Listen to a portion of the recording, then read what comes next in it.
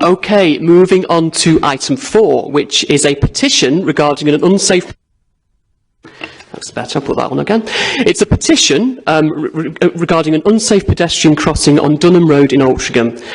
The petition organiser, Eleanor Horner, a pupil at Altrincham Grammar School for Girls, and in accordance with the Council's petition scheme, Eleanor will be invited to speak to the petition for 5 minutes, following which it will be debated by Council for a maximum of 15 minutes. The group leaders have agreed that the speeches will be limited to 1 member from each of the groups, and as there's only 15 minutes allowed, each will be allocated 3 minutes and 45 seconds precisely. Following the debate, the leader of the council will then summarise the council's response. If council consents to the arrangements, I will now invite Eleanor to introduce the petition.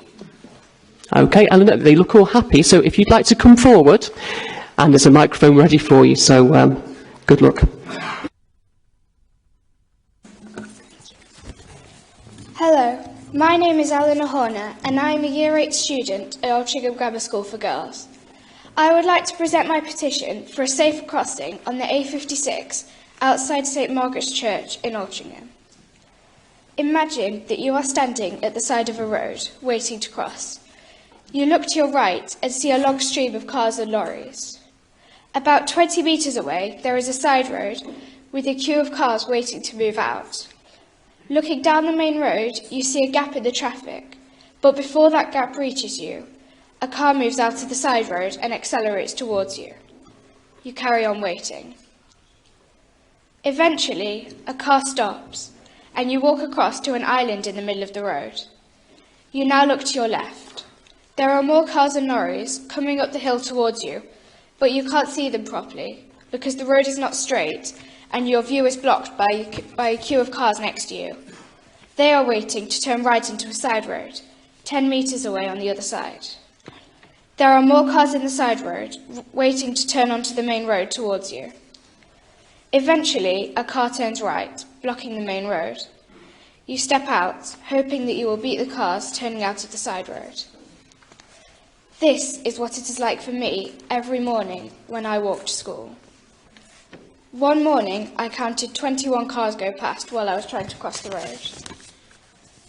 In the afternoon coming home, there are fewer cars, but they are moving faster. This time, the cars coming out of the side road to your right are less than 10 metres away. The drivers don't see you until they have turned and are already driving past you. The crossing outside St Margaret's Church is used by many children walking from Oldfield Brow to Altrincham Grammar School for Girls and Altrincham Grammar School for Boys, and by children at other schools who get their buses opposite the church. The nearest safe crossing point is at the traffic lights by Loretto School, which is nearly a quarter of a mile away. Using that crossing would add 10 minutes to my walk to school. I would like to cycle to school sometimes, but my parents think that I would be even less safe going across the A56 and into St Margaret's Road on a bike. My dad cycles a lot, and he knows what it is like. I see very few children cycling to school. Last year, I emailed Councillor Coggins and Councillor Jerome to ask if they could do something about the crossing as councillors for my ward. Councillor Jerome came to see me at my house. He advised me to write to the leader of the council to ask the council to improve the crossing. When Councillor Weston replied to my letter, he said that he would look at whether there was funding available and suggested that I do a petition, as this would add further weight to my request.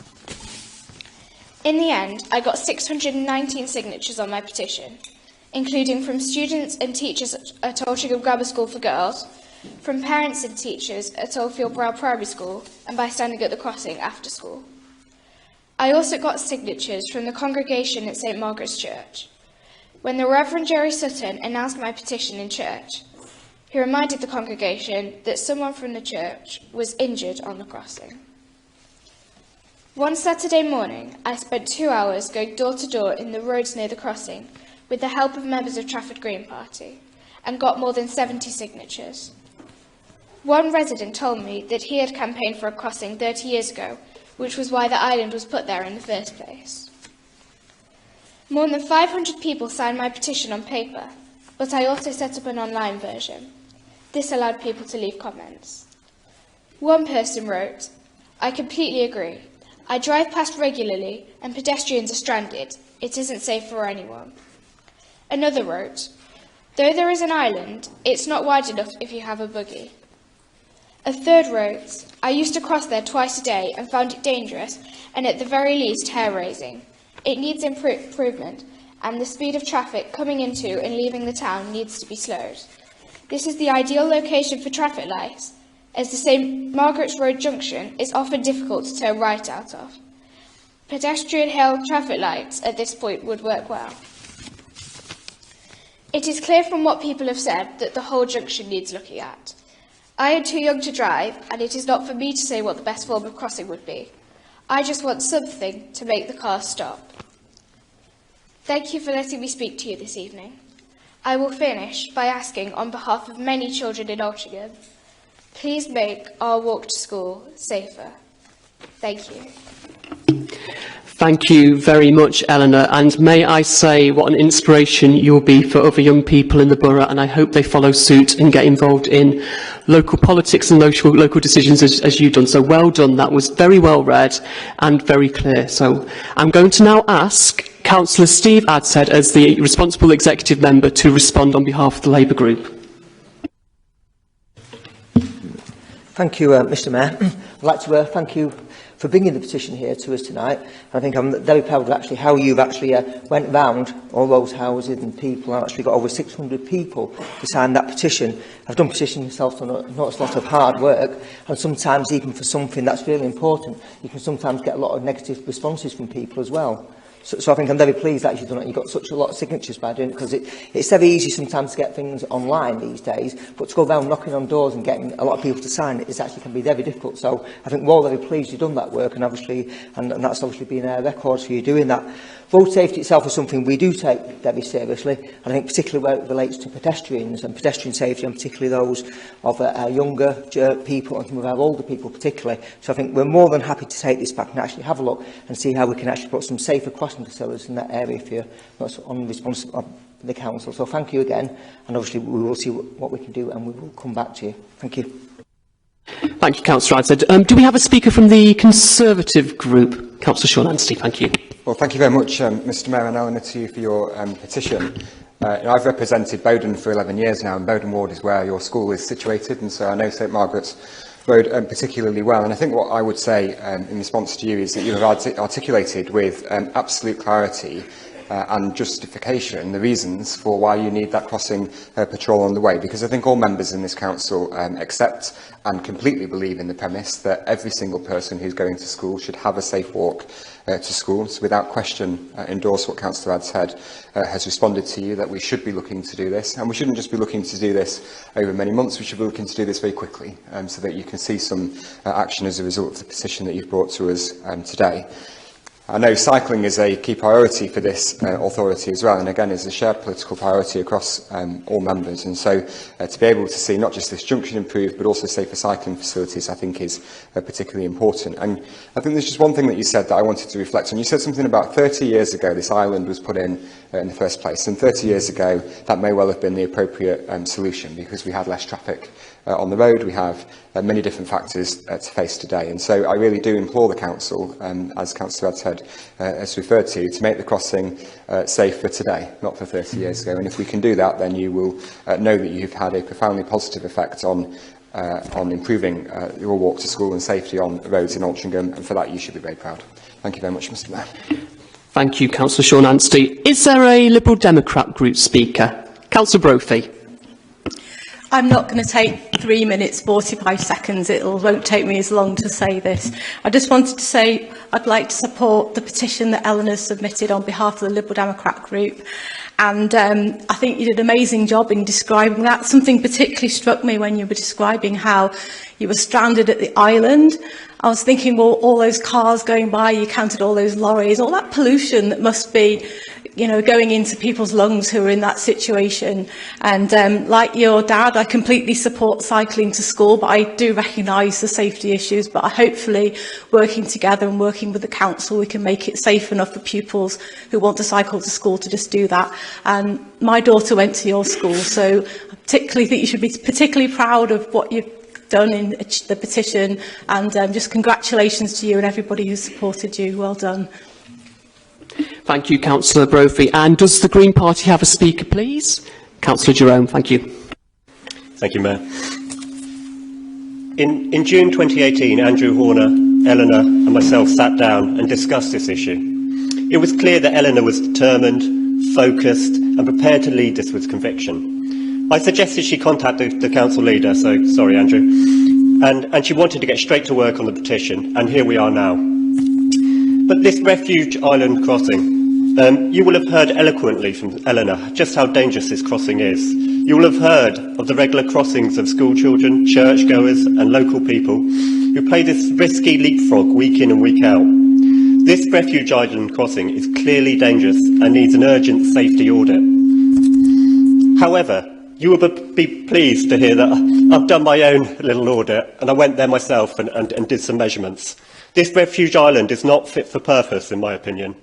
Though the minimum statutory width is 1.2 metres for such a crossing, I measured it at 1.67 metres. But many councils have a minimum standard of 1.8, when demand usage is so high and traffic is so fast and so constant. Though the full length is 4.8 metres, the standing room between bollard and light is only 2.7 metres. This is an incredibly small space for such a heavy demand, especially in that morning rush hour when there's many school children standing on it. But this spot is the natural crossing point, or what they call a desire line, which means we need to make it safe, as it will always be used. But in this busy confluence of roads, you've got Gorsey Lane, Devisdale Road, St Margaret's Road, which is actually only 4.5 metres from the dropped curb on the pavement opposite the refuge island. 5 metres is a recommended minimum. So that safety audit, I would suggest, needs to look at that. Therefore, we know pedestrians would be aware of the A56, but also cars speeding from St Margaret's Road. And believe me, I've seen them go fast. Children up to the age of 15 don't have fully developed speed judgment and motor skills. This is amply studied and well known. But on this road, we are asking them to make these quick decisions several times a day in the most dangerous of circumstances.